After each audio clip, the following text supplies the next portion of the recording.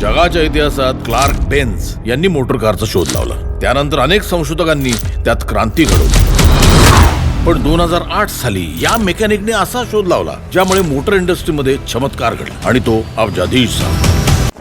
Mister Makarand, आता तुमचा पुढचा काय प्लॅन आहे? स्वतःची कार आम्ही रस्त्यावर आणतोय 6 महिन्यामध्ये. काय नाव ठरवलंय कारचं? हनुमान. आता इकडं मारुती येत आपला हनुमान पाहिजे का नाही?